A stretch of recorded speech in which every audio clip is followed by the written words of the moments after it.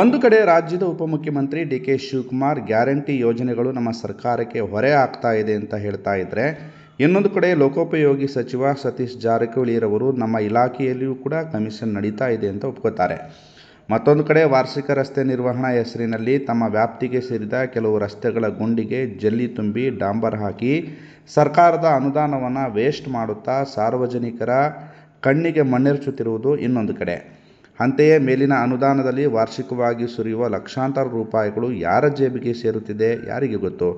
ಪ್ರತಿ ವರ್ಷ ಸಂಬಂಧಪಟ್ಟ ಇಂಜಿನಿಯರ್ಗಳು ಕೆಲವು ರಸ್ತೆಗಳಿಗೆ ಈ ಅನುದಾನದಲ್ಲಿ ಅಂದಾಜು ಪಟ್ಟಿ ತಯಾರಿಸುತ್ತಲೇ ಇರುತ್ತಾರೆ, ಗುಂಡಿ ಮುಚ್ಚುತ್ತಲೇ ಇರುತ್ತಾರೆ, ಗುತ್ತಿಗೆದಾರರಿಗೆ ಹಣ ಸಂದಾಯವಾಗುತ್ತಲೇ ಇರುತ್ತದೆ. ಆದರೆ ಗುಂಡಿಗಳು ಮಾತ್ರ ಹಾಗೇ ಇರುತ್ತವೆ. ಅದರಲ್ಲಿ ಪಟ್ಟಣದ ಬೆಟ್ಟದ ಮಲ್ಲೇನಹಳ್ಳಿ ಪಡುವಲ ಪಟ್ಟಣದ ಮೂಲಕ ಬಂತಾಪುರ ಗ್ರಾಮದ ಮೂಲಕ ಕೇರಪೇಟೆ ಮುಖ್ಯ ರಸ್ತೆಗೆ ಸೇರುವ ಸಂಪರ್ಕ ರಸ್ತೆಯೂ ಒಂದು. ಇದೇ ರಸ್ತೆಗೆ ಕಳೆದ ಕೆಲವು ದಿನಗಳ ಹಿಂದೆ ಲಾರಿಯಲ್ಲಿ ಜಲ್ಲಿ ತುಂಬಿಕೊಂಡು ಗುಂಡಿಗಳಿಗೆ ತುಂಬಲು ಬಂದ ಗುತ್ತಿಗೆದಾರರನ್ನು ಮೇಲಿನ 3 ಗ್ರಾಮದ ಜನ ಕಾಮಗಾರಿ ತಡೆಯೊಡ್ಡಿ ಕಾಯಂ ರಸ್ತೆ ಕೊಡಿ ಎಂದು ಅಸಮಾಧಾನ ವ್ಯಕ್ತಪಡಿಸಿ ವಾಪಸ್ ಕಳುಹಿಸಿರುವ ಘಟನೆ ನಡೆದಿದೆ. ಈ ರಸ್ತೆಯಲ್ಲಿ ದಿನನಿತ್ಯ ಸಾವಿರಾರು ವಾಹನಗಳು ಓಡಾಡುವುದರ ಜೊತೆಗೆ 2 ಶಾಲೆಗಳಿವೆ. ಹೊಸ ಬಡಾವಣೆಗಳು ತಲೆ ಎತ್ತುತ್ತಿವೆ. ರಸ್ತೆ ಮಾತ್ರ ಗುಂಡಿ ಬಿದ್ದಿದೆ. ಅದರ ಪರಿ ಹೇಗಿದೆ ಎಂದರೆ ಹೆಜ್ಜೆಗೊಂದು ಗುಂಡಿಗಳು ಬಿದ್ದು ಡಾಂಬರ್ ಕಿತ್ತು ಬಂದಿದೆ. ವಾಹನಗಳಿರಲಿ ಓಡಾಡಲು ಸಾಧ್ಯವಾಗದಂಥ ಪರಿಸ್ಥಿತಿ ನಿರ್ಮಾಣವಾಗಿದೆ. ಹಾಲಿ ಮಂತ್ರಿ ಚೆಲುವರಾಯಸ್ವಾಮಿ ಆರೋಗ್ಯ ಮಂತ್ರಿಯಾಗಿದ್ದ ಸಮಯದಲ್ಲಿ ಬೆಟ್ಟದ ಮಲ್ಲೇನಹಳ್ಳಿಯಿಂದ ಪಡುವಲ ಪಟ್ಟಣದವರೆಗೆ ಮಾಡಿದ ಡಾಂಬರ್ ರಸ್ತೆ ಬಿಟ್ಟರೆ ಇದುವರೆಗೆ ಪಟ್ಟಣದಿಂದ ಬೆಟ್ಟದ ಮಲ್ಲೇನಹಳ್ಳಿ ಮತ್ತು ಬಂಕಾಪುರ ರಸ್ತೆಗೆ ವಾರ್ಷಿಕ ರಸ್ತೆ ನಿರ್ವಹಣಾ ಅನುದಾನದಲ್ಲಿ ಲೋಕೋಪಯೋಗಿ ಇಲಾಖೆ ಹಣ ಸುರಿದು ಜಂಗಲ್ ತೆಗೆಯುವುದು, ರಸ್ತೆಯ ಗುಂಡಿಗಳಿಗೆ ಜಲ್ಲಿ ತುಂಬಿ ಡಾಂಬರ್ ಸುರಿದು ಅಪವ್ಯಯ ಮಾಡುತ್ತಲೇ ಇದೆಯೇ ಹೊರತು ಶಾಶ್ವತ ರಸ್ತೆ ನೀಡಲು ಸಾಧ್ಯವಾಗುತ್ತಿಲ್ಲ.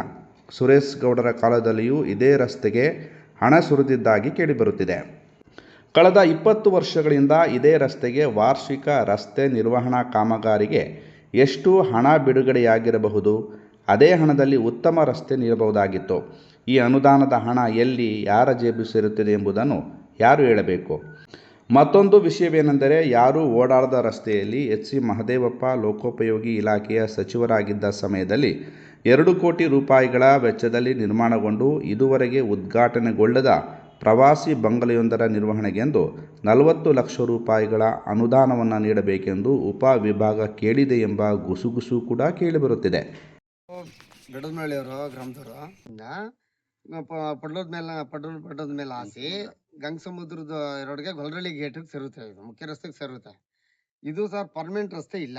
ಆಲೆ ಸುಮಾರು 10-15 ವರ್ಷದಿಂದ ಬರೀ ಟ್ಯಾಪೆ ಹಾಕೋದು, ಜಲ್ಲಿ ಹಾಕೋದು ಇಷ್ಟಲ್ಲೇನೆ.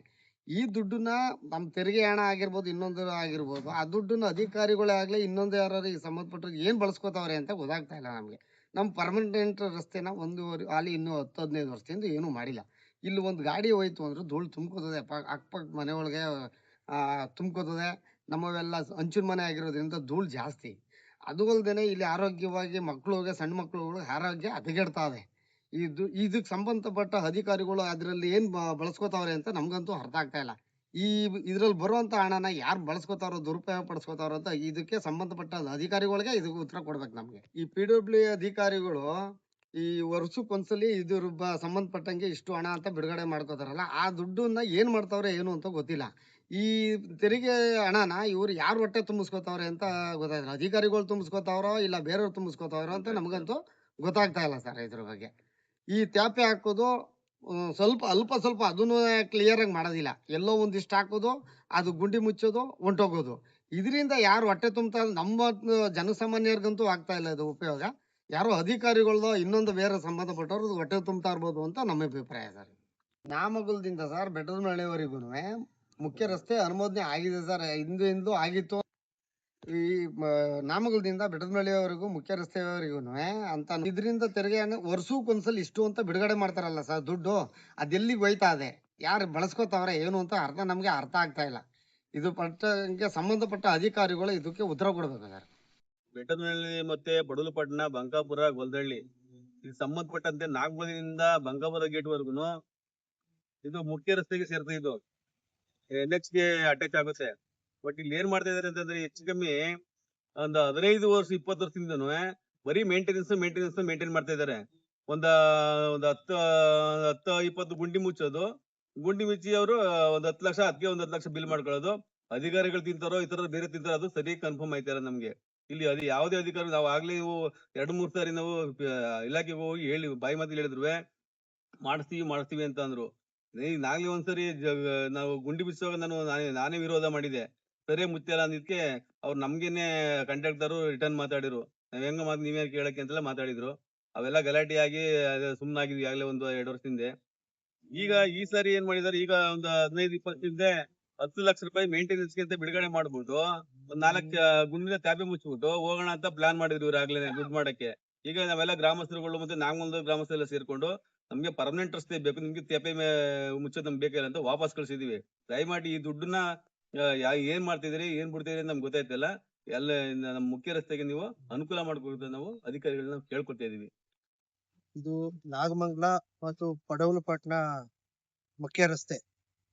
ಇದು ನಾಗಮಂಗಲ ಸಿಟಿಗೆ ಹೊಂದಿಕೊಂಡಂತ ರಸ್ತೆ ಆಗಿದ್ದು, ಈ ರಸ್ತೆ ದುರವಸ್ಥೆಗಳನ್ನ ನೋಡ್ಬಿಟ್ರೆ ಬಹಳ ಬೇಜಾರಾಗತ್ತೆ. ಪ್ರತಿಯೊಂದು ನೋಡಿ ಹಳ್ಳ ಬಿದ್ದಿರೋ ರಸ್ತೆಗಳು.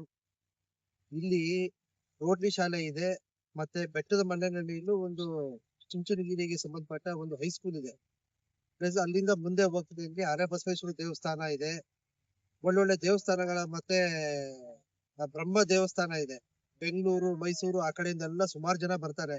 ಹುಚ್ಚಮ್ಮನ್ ದೇವಸ್ಥಾನ ಜಾತ್ರೆ ಆಯ್ತು ಅಂತಂದ್ರೆ ಸುಮಾರು 1000 ವೆಹಿಕಲ್ಸ್ ಗಳು ಬಂದ್ಬಿಟ್ಟು ಹೋಗ್ತವೆ. ಈ ರಸ್ತೆ ಕೂಲಗೆಟ್ಟು ಹೋಗಿರೋದು ನೋಡ್ತು ಅಂತಂದ್ರೆ ಬಹಳ ಹಿಂಸೆ ಆಗುತ್ತೆ.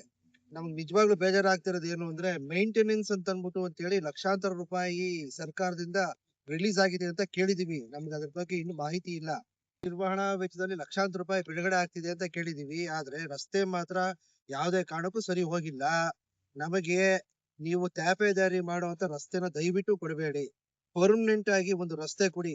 ಯಾಕೆಂದ್ರೆ ಇಲ್ಲಿ ಸರ್ಕಾರಿ ಬಸ್ಗಳು ಕೇರ್ಪೇಟೆ ವಯಾ ಓಡಾಡುತ್ತೆ. ಸುಮಾರು 8-10 ಬಸ್ಗಳು ಓಡಾಡ್ತಾ ಇದೆ.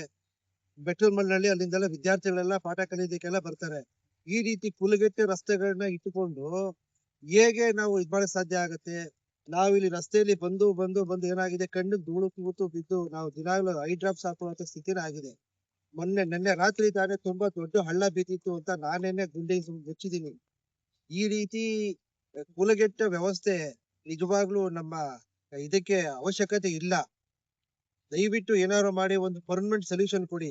2 ಬಾಕ್ಸ್ ತರ ಮಾಡಿ ನೀರ್ ಹೋಗೋ ತರ ಮಾಡಿದ್ರೆ ಪರವಾಗಿಲ್ಲ. ಮಳೆ ಬಂತು ಅಂದ್ರೆ ಈ ಕಡೆಯಿಂದ ಬಂದ್ರೆ ಮೊಳದವರೆಗೂ ನೀರ್ ಹೋಗಿ ಹಳ್ಳ ಬೀಳುತ್ತೆ. ದೊಡ್ಡ ವೆಹಿಕಲ್ಸ್ ರಸ್ತೆಯಿಂದ ಕೆಳಗೂ ಇಳಿಸೋದಕ್ಕಾಗಿಲ್ಲ. ಇಂತಹ ಪರಿಸ್ಥಿತಿಯಲ್ಲಿ ನಾವು ಓಡಾಡ್ತಾ ಇದೀವಿ. ದಯವಿಟ್ಟು ಏನಾದ್ರು ಮಾಡಿ ಒಂದು ಪರ್ಮನೆಂಟ್ ಸೊಲ್ಯೂಷನ್ ಕೊಡ್ಬೇಕು ಅಂತ ನಾವು